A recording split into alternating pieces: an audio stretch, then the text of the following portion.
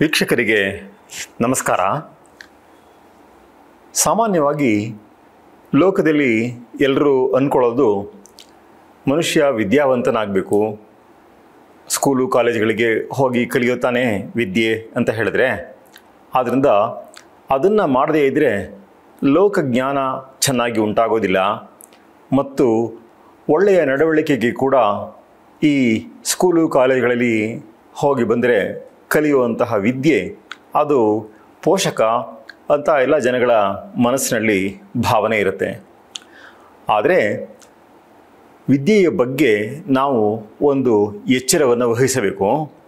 ಏನು ಅಂತ ಹೇಳಿದ್ರೆ, ಈ ಸ್ಕೂಲು ಕಾಲೇಜುಗಳಲ್ಲಿ ಹೇಳ್ಕೊಡುವಂತಹ ಲೌಕಿಕವಾದ ವಿದ್ಯೆಗಳು ಏನಿದೆಯೋ ಅದರಲ್ಲಿ ಮನುಷ್ಯನ ಮನಸ್ಸಿಗೆ ಒಂದು ಉನ್ನತಿಯನ್ನು ತಂದುಕೊಡುವಂತಹ ವಿಷಯಗಳು ಬಹಳಷ್ಟು ಇರೋದಿಲ್ಲ. ಅದರಿಂದಾಗಿ ಒಬ್ಬ ಮನುಷ್ಯ ತುಂಬ ಒಳ್ಳೆಯ ಮನುಷ್ಯನಾಗ್ತಾನೆ ಈ ಶಿಕ್ಷಣ ಪದ್ಧತಿಯಿಂದ. ಅಂದರೆ ಇವತ್ತು ಪ್ರಚಲಿತವಾಗಿರುವಂತಹ ಸ್ಕೂಲು ಕಾಲೇಜುಗಳ ಶಿಕ್ಷಣ ಪದ್ಧತಿಯಿಂದ ಒಬ್ಬ ಮನುಷ್ಯ ಸುಸಂಸ್ಕೃತನಾಗ್ಬಿಡ್ತಾನೆ ಅನ್ನುವಂತಹ ಭಾವನೆಯನ್ನು ಬೇಕಾದಷ್ಟು ಜನ ಇಟ್ಕೊಂಡಿದ್ರೂ ಕೂಡ ಅದು ಅವರ ಮಾತುಗಳಲ್ಲೇ ಗೊತ್ತಾಗತ್ತೆ. ನೋಡಿ, ಏನು ಇಷ್ಟು ಎಜುಕೇಟೆಡ್ ಆಗಿದ್ದೂ ಹೀಗೆ ಮಾಡೋದು ಅಂತಂದ್ಬಿಟ್ಟೆಲ್ಲನೂ ಕೇಳ್ತಾರೆ. ವಿಶೇಷವಾಗಿ ಎಷ್ಟೋ ಸಾಮಾಜಿಕ ಅಪರಾಧಗಳು, ಕ್ರೈಮ್ಸ್ ಈ ಥರದ್ದೆಲ್ಲ ಆಗ್ತಾ ಇದ್ದಾಗ ಪೇಪರಲ್ಲಿ ಅದರ ವರದಿಯನ್ನು ನಾವು ನೋಡ್ತೀವಿ, ಪತ್ರಿಕೆಗಳಲ್ಲಿ. ಆವಾಗ ಎಷ್ಟೋ ಜನಗಳ ಬಾಯಲ್ಲಿ ಬರುವಂತಹ ಉದ್ಗಾರವೆಂತಂದರೆ, ಏನಪ್ಪ ಇಷ್ಟೊಂದೆಲ್ಲ ಓದಿದ್ದಾರೆ ಮಾಡಿದ್ದಾರೆ ಆದರೂ ಹೀಗ ಅಂತಂದ್ಬಿಟ್ಟು ಕೇಳುವಂತಹ ಮಾತಿದೆ. ಆದರೆ ನಾವು ಇದಕ್ಕೆ ಹಿಂದೆ ಇದ್ದಂತಹ ಶಿಕ್ಷಣ ಪದ್ಧತಿ ಅದು ಹೇಗಿತ್ತು ಭಾರತೀಯರದು ಅಂತ ತಗೊಂಡ ಪಕ್ಷದಲ್ಲಿ ಮನುಷ್ಯನಿಗೆ ತುಂಬ ಉನ್ನತಿಯನ್ನು ಕೊಡುವಂಥದ್ದು, ಅವನಿಗೆ ವೈಯಕ್ತಿಕವಾಗಿ ಮತ್ತು ಸಾಮಾಜಿಕವಾಗಿ ಏನು ಜವಾಬ್ದಾರಿಗಳುಂಟು ಅದನ್ನು ಹೇಗೆ ನಿರ್ವಹಿಸಬೇಕು ಇದನ್ನೆಲ್ಲನೂ ಕೂಡ ಒಂದು ಎಚ್ಚರ ಕೊಡುವಂತಹ, ಜೀವನದ ಬಗ್ಗೆ ಒಂದು ಒಟ್ಟಾರೆ ನೋಟವನ್ನು ಕೊಡುವಂತಹ ಮಾತುಗಳು ಬೇಕಾದಷ್ಟಿತ್ತು. ಇವಾಗೆಲ್ಲ ಹೇಗಾಗ್ಬಿಟ್ಟಿದೆ ಅಂತಂದರೆ, ಬೀಯಿಂಗ್ ಪೊಲೈಟ್ ಅಂತ ಹೇಳಿದ್ರೆ ದೇವರು ದಿಂಡರು ಇದ್ರ ಬಗ್ಗೆ ಎಲ್ಲ ಮಾತಾಡಬಾರ್ದು, ನಾವು ಸೆಕ್ಯುಲರ್ ಆಗಿರಬೇಕು, ಈ ಥರದ್ದೆಲ್ಲ ಆದರ್ಶಗಳನ್ನು ಇವತ್ತು ಇಟ್ಕೊಂಡ್ಬಿಟ್ಟು ನಾವು ಭಗವಂತನ ಕಡೆಗೆ ಒಂದು ಅಭಿಮುಖತೆಯನ್ನು ಇಟ್ಕೊಳ್ಳೋದೇ ಒಂದು ಅಪರಾಧವೋ ಅಥವಾ ಅದು ತೀರಾ ವೈಯಕ್ತಿಕ ಅವರವರಿಷ್ಟ ಅಂತ ಅಂದ್ಕೊಳ್ಳೋ ಹಂಗೋ ಮಾಡೋ ತರಹದಾಗ್ಬಿಟ್ಟು ಇವತ್ತು ನಾವು ಒಳ್ಳೆಯ ಆದರ್ಶಗಳಿಂದ ಸಾಕಷ್ಟು ದೂರ ಬರೋ ಹಾಗೆ ಆಗೋಗ್ಬಿಟ್ಟಿದೆ.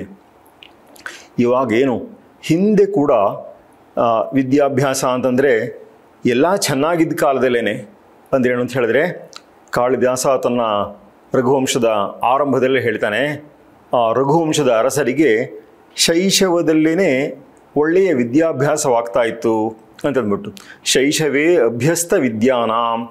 ಇದರಿಂದಾಗಿ ಮುಂದೆ ಅವರ ಯೌವನದಲ್ಲಿ ಹೇಗಿರಬೇಕು, ಅವರ ವಾರ್ಧಕ್ಯದಲ್ಲಿ ಹೇಗಿರಬೇಕು, ಇದರ ಬಗ್ಗೆ ಎಲ್ಲಾನು ಜೀವನದ ಬಗ್ಗೆ ಒಂದು ಒಟ್ಟಾರೆ ನೋಟ ಅವರಿಗೆ ತುಂಬ ಚೆನ್ನಾಗಿ ಸಿಗಬೇಕು ಅನ್ನುವಂತಹ ರೀತಿಯಲ್ಲಿ ಶೈಶವದಲ್ಲಿ ವಿದ್ಯಾಭ್ಯಾಸ ಅನ್ನೋದು ಇರ್ತಾ ಇತ್ತು ಅನ್ನುವಂತಹ ಮಾತನ್ನು ಅಲ್ಲಿ ಕಾಳಿದಾಸ ಆಡಿರುವಂಥದ್ದನ್ನು ನಾವು ನೋಡ್ತೀವಿ. ಹಾಗೆಲ್ಲ ಇದ್ರೂ ಕೂಡ ಹಿಂದೆಯೂ ವಿದ್ಯಾವಂತರಾಗಿಯೂ ಕೂಡ ಒಳ್ಳೆಯವರಾಗಿಲ್ಲದೆ ಇರುವಂತಹ ವ್ಯಕ್ತಿಗಳು ಎಷ್ಟೋ ಜನ ದೊರೀತಾ ಇದ್ದರು. ಅದಕ್ಕೋಸ್ಕರನೇ ಇದರ ಬಗ್ಗೆ ಒಂದು ಎಚ್ಚರವನ್ನು ಕೊಡುವಂತಹ ಒಂದು ಬಹಳ ಒಳ್ಳೆಯ ಸುಭಾಷಿತ ಇದೆ ಸಂಸ್ಕೃತದಲ್ಲಿ. ಏನಂತ ಹೇಳಿದ್ರೆ, ದುರ್ಜನ ಪರಿಹರ್ತವ್ಯ ವಿದ್ಯೆಯಾಲಂಕೃತೋಪಿ ಸನ್ ಅಂತಂದ್ಬಿಟ್ಟು, ಒಬ್ಬ ಮನುಷ್ಯ ವಿದ್ಯೆಯಿಂದ ಅಲಂಕೃತನಾಗಿದ್ದರೂ ಕೂಡ, ವಿದ್ಯೆಯೇ ಅವನಿಗೊಂದು ಅಲಂಕಾರ, ಆ ತರಹ ಇರೋವಂಥ ವ್ಯಕ್ತಿ ಆಗಿದ್ದರೂ ಕೂಡ ಅವನು ದುಷ್ಟನಾಗಿದ್ದ ಪಕ್ಷದಲ್ಲಿ, ದುರ್ಜನನಾಗಿದ್ದ ಪಕ್ಷದಲ್ಲಿ ಪರಿಹರ್ತವ್ಯ ಟು ಬಿ ಅವಾಯ್ಡೆಡ್, ಅಂಥವನ ಬಗ್ಗೆ ಎಚ್ಚರದಿಂದ ಇರಬೇಕು ಅಂತಂದ್ಬಿಟ್ಟು. ಅಂದರೆ ಅವರಲ್ಲಿ ಒಂದು ದೌಷ್ಟ್ಯ ಅಂದರೆ ಕೆಟ್ಟತನ ಅನ್ನುವಂಥದ್ದು ಎಷ್ಟು ಊರಿರುತ್ತೆ ಅಂತ ಹೇಳಿದ್ರೆ, ಒಳ್ಳೆಯ ಶಿಕ್ಷಣವನ್ನು ಕೊಟ್ಟೂ ಕೂಡ ಅವರು ತುಂಬ ಸುಸಂಸ್ಕೃತರಾಗಿ ವರ್ತಿಸ್ಬಿಡ್ತಾರೆ ಅನ್ನುವಂಥದ್ದನ್ನು ಹೇಳೋಕ್ಕಾಗೋದಿಲ್ಲ. ಇನ್ನೆಷ್ಟೋ ಮಂದಿ ಅಂತೂ ಕೂಡ ವಿದ್ಯೆಯನ್ನೆಲ್ಲನೂ ಪಡ್ಕೊಂಡಿರೋದು ತಾವು ಮಾಡುವಂತಹ ದುರಾಚಾರ ಡಂಬಾಚಾರಗಳಿಗೆ ಒಂದು ಕವರಪ್, ಒಂದೊಂದು ಮೇಲೆ ಹೊದಿಕೆ, ಆಚ್ಛಾದನ ಹಾಗೆ ಮಾಡಿಟ್ಕೊಂಡ್ಬಿಡುವಂತಹ ಜನಗಳು ಕೂಡ ಉಂಟು. ಇದು ಎಲ್ಲ ಕಾಲಕ್ಕೂ ಇರುವಂಥದ್ದೇನೆ. ಎಲ್ಲ ಕಾಲದಲ್ಲೂ ಒಳ್ಳೆಯವರು ಇದ್ದಿದ್ದಾರೆ, ಕೆಟ್ಟವರು ಇದ್ದಿದ್ದಾರೆ. ಆಗಿನ ಕಾಲಕ್ಕೇ ಒಬ್ಬ ಸತ್ಪುರುಷನ ವೇಷದಲ್ಲಿ ಒಬ್ಬ ದುಷ್ಟ ಬರಲಿಲ್ವೇ? ರಾಮಾಯಣದ ಕಥೆ ನಡೆದಿದ್ದೇ ಹಾಗೆ ಅಲ್ವೇ? ಒಬ್ಬ ಸನ್ಯಾಸಿ ಅಂದರೆ ಎಲ್ಲರೂ ಗೌರವಿಸುವಂಥದ್ದು. ಹಾಗೆ ಆ ಸನ್ಯಾಸಿಯ ವೇಷವನ್ನಿಟ್ಟುಕೊಂಡು ರಾವಣ ಬಂದ. ರಾವಣ ಅಸುರ. ಅದರಿಂದ ಎಂತಹ ರಾಕ್ಷಸರು ಕೂಡ ತುಂಬ ಪರಮ ಸಾಧುಗಳ ವೇಷದಲ್ಲಿ ಬಂದೇನೆ ಮೋಸ ಮಾಡೋದು. ಮೋಸ ಮಾಡೋರು ಯಾರನ್ನೂ ಕೂಡ ಹಣೆ ಪಟ್ಟಿ ಹಾಕ್ಕೊಂಡು ನಾನು ಮೋಸಗಾರ ಅಂತ ಬೋರ್ಡ್ ಹಾಕ್ಕೊಂಡು ನೀನು ಬಂದು ಮೋಸ ಮಾಡೋದಿಲ್ಲ. ಅವರು ಎಷ್ಟೋ ಸಂದರ್ಭದಲ್ಲಿ ನಮಗಿಂತಲೂ ಅಂದರೆ ನಾವು ಎಜುಕೇಟೆಡು ಅಂತ ನಾವು ನಮ್ಮ ಬಗ್ಗೆ ನಾವೇನೋ ಅಂದ್ಕೊಂಡಿದ್ರೆ ನಮ್ಮಂಥವ್ರಿಗಿಂತಲೂ ತುಂಬ ಸಭ್ಯರಾಗಿ ಸಜ್ಜನರಾಗಿ ತೋರುವ ಹಾಗೆ ಆ ವೇಷದಲ್ಲೇ ಬರುವಂಥದ್ದು. ಎಷ್ಟೋ ಸಲ ಬಸ್ಸು ರೈಲುಗಳಲ್ಲಿ ಪಿಕ್ ಪಾಕೆಟ್ ಮಾಡುವಂಥ ಜನಗಳು ಎಷ್ಟು ಡೀಸೆಂಟಾಗಿರುತ್ತೆ ಕಾಣಿಸ್ತಾರೆ ಅಂತ ಹೇಳಿದ್ರೆ ಅವರ ವೇಷಭೂಷಣ ಎಲ್ಲ ನೋಡಿದ್ರೆ ನಮಗೆ ಅವನು ಮಾಡಿದ್ದು ಅವನೇ ಇರಬೇಕು ಅಂತ ಅನ್ನಿಸಿದ್ರೂ ಅವನ ಕದ್ದಿರೋದು ನಂಬಿಕೆ ಆಗಲ್ಲ, ಅವನು ಇರಲಾರ ಸುಮಾರು ಅಂತ ಅಂದ್ಕೊಂಡು ಇನ್ನು ಯಾರಾದ್ರೂ ಹರಿಕಲ್ ಬಟ್ಟೆ ಹಾಕ್ಕೊಂಡ್ರು ಅಂಥವ್ರು ಅಥವಾ ಮಾಸದ ಬಟ್ಟೆ ಹಾಕ್ಕೊಂಡ್ರು ಅಂಥವ್ರು ಅಂಥವರೇನೇ ಮಾಡಿರ್ಬೋದೋ ಅಂತ ಸಂಶಯ ನಮಗೆ ಆ ಕಡೆಗೆ ಹೋಗುತ್ತೆ ವಿನಃ ಮೇಲ್ನೋಟಕ್ಕೆ ತುಂಬ ಚೆನ್ನಾಗಿ ಕಾಣಿಸೋವಂಥವ್ರ ಬಗ್ಗೆ ಸಂಶಯವೇ ಬರೋಕ್ಕಾಗಲ್ಲ ಅನ್ನೋವಂಥದ್ದು ಉಂಟು. ಅದನ್ನು ಬಳಸ್ಕೊಂಡೇ ಬೇಕಾದಷ್ಟು ಜನ ಹಾಗೆ ಒಳ್ಳೆಯ ವೇಷವನ್ನು ಧರಿಸ್ಕೊಂಡು ಈ ತರಹ ಮೋಸದ ಕಾರ್ಯಗಳನ್ನು ಮಾಡುವಂಥದ್ದು ಉಂಟು. ಹಾಗೆಯೇ ಹೇಗೆ ವೇಷಭೂಷಣಗಳು ನಮ್ಮಲ್ಲಿರುವಂತಹ ಅಸಂಸ್ಕೃತತೆಯನ್ನು ಮರೆಮಾಚಬಲ್ಲವೋ ಹಾಗೆ ನಾವು ಮಾಡಿರುವಂತಹ ವಿದ್ಯಾಭ್ಯಾಸ ಮುಂತಾದವುಗಳು ಕೂಡ ಲೋಕದ ಜನರ ಕಣ್ಣಿಗೆ ಮಣ್ಣೆರಚೋದಕ್ಕೆ ಸಾಧನವಾಗಿ ಬಳಸೋದಕ್ಕೆ ಎಷ್ಟೋ ಜನಕ್ಕಾಗತ್ತೆ. ಆದ್ದರಿಂದ ಅದರ ಬಗ್ಗೆ ಎಚ್ಚರ ಇರಬೇಕು ಅನ್ನುವಂತಹ ಒಂದು ಮಾತನ್ನು ಹೇಳುತ್ತೆ ಈ ಸುಭಾಷಿತ. ಏನದು ಅಂದರೆ ದುರ್ಜನ ಪರಿಹರ್ತವ್ಯ. ದುಷ್ಟರನ್ನು ಎರಡು ರೀತಿ ಹ್ಯಾಂಡಲ್ ಮಾಡುವಂಥದ್ದು. ಒಂದು ಅವ್ರನ್ನ ಏನಯ್ಯ ನೀನು ದುಷ್ಟನಾ, ನಿನಗೆ ಸರಿಸಮನಾದ ದುಷ್ಟ ನಾನು ಅಂತ ಅಂದ್ಕೊಂಡು ಅವರನ್ನು ಕನ್ಫ್ರಾಂಟ್ ಮಾಡುವಂಥದ್ದು, ಅವರ ಎದುರಿಗೆ ನಿಂತು ನಾವು ಕೂಡ ಅವರಿಗೆ ಬುದ್ಧಿ ಕಲಿಸುವಂತಹ ಪ್ರಯತ್ನ ಮಾಡುವಂಥದ್ದು. ಇದು ಒಂದು ಕ್ರಮ. ಇದು ಎಲ್ಲರ ಕೈಲೂ ಆಗತ್ತೆ ಅಂತ ಏನಲ್ಲ. ಯಾಕೆಂದರೆ ಎಷ್ಟೋ ಸಲ ದುಷ್ಟರ ಹಿಂದೆ ಎಷ್ಟೋ ಬಲ ಇರುತ್ತೆ. ಆದ್ದರಿಂದ ಅಂಥವ್ರನ್ನ ಬಲಶಾಲಿಗಳಾಗಿರೋವಂಥವ್ರನ್ನ, ಅದು ಧನ ಬಲ ಇರ್ಬೋದು, ಜನಬಲ ಇರ್ಬೋದು, ಏನೇನೋ ಇರ್ಬೋದು, ಅಂಥವ್ರನ್ನ ನಾವು ಒಬ್ಬಂಟಿಯಾಗಿ ಅವ್ರನ್ನ ಏನೋ ಫೇಸ್ ಮಾಡಿಬಿಡ್ತೀವಿ, ಅವ್ರಿಗೆ ನಾವು ಬುದ್ಧಿ ಕಲಿಸ್ಬಿಡ್ತೀವಿ ಅಂತ ಹೋದರೆ ನಾವೇ ಏಟು ತಿಂದು ಬರುವಂತಹ ಪ್ರಸಂಗಗಳಾಗೋಗ್ಬಿಡ್ಬೋದು. ಇನ್ನೊಂದು ಅದಕ್ಕಿಂತ ಸುಲಭವಾದ ಮಾರ್ಗ, ಎಷ್ಟೋ ಸಂದರ್ಭದಲ್ಲಿ ನಾವು ಒಬ್ಬಂಟಿಯಾಗಿದ್ದಾಗ ಅದೇ ಎಷ್ಟೋ ವಾಸಿ ಅಂತ ಆಗೋಗ್ಬಿಡುತ್ತೆ. ಏನು ಅಂತ ಹೇಳಿದ್ರೆ ಅಲ್ಲಿಂದ ಜಾರ್ಕೊಳ್ಳೋದು, ಅಂಥವರ ಸಂಘ ಸಂಪರ್ಕಗಳಿಂದ ದೂರ ಇರೋದು. ದುಷ್ಟರ ಕಂಡರೆ ದೂರ ಇರು ಅನ್ನುವಂತಹ ಕನ್ನಡದ ಗಾದೆ ಬಂದಿರೋದು ಹಾಗೆ. ನಾವು ಇಲ್ಲ ಸಂಘಟಿತರಾಗಿ ಆ ದುಷ್ಟರನ್ನು ಅವರ ಸಂಘಟನೆಯನ್ನು ಮುರಿದು ಅವರನ್ನು ಮೀರಿಸಿ ಅವರಿಗೆ ಬುದ್ಧಿ ಕಲಿಸ್ಬೇಕು. ಅದನ್ನು ನಾವು ನಮ್ಮ ತೋಳ್ಬಲದಿಂದಲೋ ವಾಗ್ವಾದ ಬಲದಿಂದಲೋ ಮಾಡುವಂಥದ್ದು ಇರ್ಬೋದು. ಅವರು ಬರೀ ತೋಳ್ಬಲ ಬಾಹುಬಲಗಳಿಂದಲೇ ನಮ್ಮನ್ನು ಅಟ್ಯಾಕ್ ಮಾಡೋಕ್ಕೆ ಬಂದರೆ ಅದಕ್ಕೆ ಪ್ರತಿಯಾಗಿ ಅದು ಬೇಕು. ಅದಕ್ಕಿಂತಲೂ ಹೆಚ್ಚಾಗಿ ಇವತ್ತಿರುವಂಥದ್ದು ಜನಗಳನ್ನು ದಾರಿ ತಪ್ಪಿಸೋದಕ್ಕೆ ತುಂಬ ಇಂಟೆಲಿಜೆಂಟಾಗಿ ಮಾತಾಡುವಂಥದ್ದು. ಈ ಎಜುಕೇಷನ್ ಅನ್ನೋದೆಲ್ಲ ಬಂದ ಮೇಲೆ ಜನಗಳಿಗೆ ಬೇರೆಯವ್ರನ್ನ ಕನ್ವಿನ್ಸ್ ಮಾಡೋದಕ್ಕೆ, ಅವ್ರ ಮನಸ್ಸು ಒಪ್ಪುವಂತೆ ಮಾಡೋದಕ್ಕೆ, ಅವ್ರನ್ನ ದಾರಿ ತಪ್ಪಿಸೋದಕ್ಕೆ ನಾನಾ ರೀತಿಯಲ್ಲಿ ಹೊಸ ಹೊಸ ಬಗೆಯ ಆರ್ಗ್ಯುಮೆಂಟ್ಗಳು, ವಾಚೋ ಯುಕ್ತಿಗಳು ಇದನ್ನೆಲ್ಲ ಮಾಡಿಕೊಂಡು ಜನಗಳನ್ನ ದಾರಿ ತಪ್ಪಿಸೋವಂಥವ್ರು ಬೇಕಾಷ್ಟು ಜನ ಉಂಟು.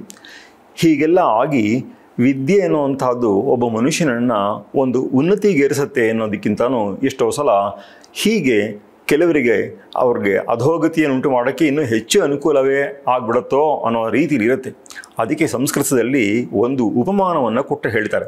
ಎಷ್ಟೋ ಸಂದರ್ಭದಲ್ಲಿ ನಮಗೆ ಒಂದು ವಿಷಯವನ್ನು ಹೇಳಿದ್ರೆ ತುಂಬ ಥಿಯರಿಟಿಕಲ್ಲಾಗಿ ಕಾಣಿಸುತ್ತೆ, ಹೀಗೆಲ್ಲ ಇರುತ್ತಾ ಅಂತೆಲ್ಲ ಅನಿಸ್ಬಿಡುತ್ತೆ. ಒಂದು ಹೋಲಿಕೆಯನ್ನು ಕೊಟ್ಟರೆ ಆವಾಗ ಓ ಹೌದೌದು ಅಂತಂದ್ಬಿಟ್ಟು ಆವಾಗ ನಮಗೆ ನಂಬಿಕೆ ಬರೋದು ಹೆಚ್ಚು ಸುಲಭವಾಗುತ್ತೆ. ಅದಕ್ಕೋಸ್ಕರವಾಗಿ ಒಂದು ಉಪಮಾನವನ್ನು ಕೊಡ್ತಾರೆ. ಏನಂತ ಹೇಳಿದ್ರೆ, ಮಣಿನಾಭೂಷಿತ ಸರ್ಪ ಕಿಮಸೌ ನ ಭಯಂಕರ ಅಂತ. ಅಂದರೆ ಸರ್ಪ ಇದೆ, ಸರ್ಪದ ಹೆಡೆಯಲ್ಲಿ ನಾಗಮಣಿ ಅಂತ ಇರುತ್ತೆ. ಆ ಮಣಿಯಿಂದ ನೋಡಿದ್ರೆ, ಆ ಮಣಿಯನ್ನು ನೋಡಿದ್ರೆ ಅದು ಹೊಳೆಯುತ್ತೆ. ಅದಕ್ಕೋಸ್ಕರವಾಗಿ ಆಹಾ ಎಷ್ಟು ಚೆನ್ನಾಗಿದೆ ಈ ಸರ್ಪ, ಇದ್ರ ಮಣಿ ಅಂತ ಅಂದ್ಕೊಂಡು ಮಾತ್ರಕ್ಕೇ ನಾವು ಆ ಸರ್ಪ ಭಯಂಕರ ಅಲ್ಲ ಅಂತಂದ್ಬಿಟ್ಟು ಹೇಳೋಕ್ಕಾಗುತ್ತೆ ಅನ್ನುವಂತಹ ಮಾತನ್ನು ಇದು ಹೇಳುತ್ತೆ. ಈ ನಾಗಮಣಿ ಅಂತ ಹೇಳ್ತಾರಲ್ಲ, ಸಾಮಾನ್ಯವಾಗಿ ಎಲ್ಲೂ ಕಾಣಿಸೋದಿಲ್ವಲ್ಲ, ಆದ್ರಿಂದ ಇದೇನು ಸುಳ್ಳಲ್ವಾ, ಇದು ಸುಮ್ಮನೆ ಕಟ್ಟುಕಥೆ ಅಲ್ವಾ ಅಂತ ಅನ್ಸುತ್ತೆ. ಶ್ರೀರಂಗ ಮಹಾಗುರುಗಳು ಇದರ ಬಗ್ಗೆ ಒಂದು ಇದನ್ನು ಕೊಟ್ಟಿದ್ರು. ಅದು ಕೂಡ ಅದರ ಮೂಳೆ, ಒಂದು ಹೇಗೆ ನಮ್ಮ ಹಲ್ಲು ಒಂದು ಮೂಳೆಯೋ, ನಮ್ಮ ಸ್ಕಲ್ಲು ಒಂದು ಮೂಳೆಯೋ, ಹಾಗೆಯೇ ಇದು ಕೂಡ ಒಂದು ಮೂಳೆ. ಅದು ಕೆಲವು ಸರ್ಪಗಳಲ್ಲಿ ಅದು ಉಂಟು ಅನ್ನುವಂಥದ್ದನ್ನು ವಿಷಯವನ್ನು ಹೇಳಿದರು. ಆದ್ದರಿಂದ ಆ ನಾಗಮಣಿ ಅನ್ನುವಂಥದ್ದು ಹೊಳೆಯುವಂತಹ ಮೂಳೆ. ಅದು ಸರಿ, ಅದು ಹೊಳೆತ ಅದರಲ್ಲಿದೆ ಅನ್ನೋ ಕಾರಣಕ್ಕೆ ನಾವು ಅದರ ಬಗ್ಗೆ ಏನೋ ಒಂದು ಆಕರ್ಷಣೆಯನ್ನು ಪಡ್ಕೊಂಡ್ಬಿಡುವಂಥದ್ದಲ್ಲ, ಎಚ್ಚರವಾಗಿರಬೇಕು ಅಂತಂದ್ಬಿಟ್ಟು ಸಂಸ್ಕೃತದಲ್ಲಿ ಒಂದು ಮಾತನ್ನು ಹೇಳ್ತಾರೆ. ಸಾಕ್ಷರ ವಿಪರೀತಾಶ್ಚೇದ್ ರಾಕ್ಷಸ ಏವ ಕೇವಲಂ ಸರಸೋ ವಿಪರೀತಶ್ಚೇತ್ ಸರಸತ್ವಂ ನ ಮುಂಚತಿ ಅಂತ. ಸಾಕ್ಷರ ಅನ್ನೋದನ್ನ ರಿವರ್ಸಲ್ಲಿ ಹೋದರೆ ರಾಕ್ಷಸ ಅಂತ ಆಗೋಗ್ಬಿಡುತ್ತೆ. ಅರ್ಧ ಬರೀ ಸಾಕ್ಷರತೆ ಬಂದ ಮಾತ್ರಕ್ಕೇ ಎಲ್ಲ ಒಳ್ಳೇದಾಗೋಯ್ತು ಅಂತ ಏನಲ್ಲ, ಅಂಥವ್ರು ವಿದ್ಯಾವಂತರು ಆಗೋಗ್ಬಿಟ್ರು, ಉತ್ತಮ ಜನ ಆಗೋಗ್ಬಿಟ್ರು ಅಂತ ಏನಲ್ಲ.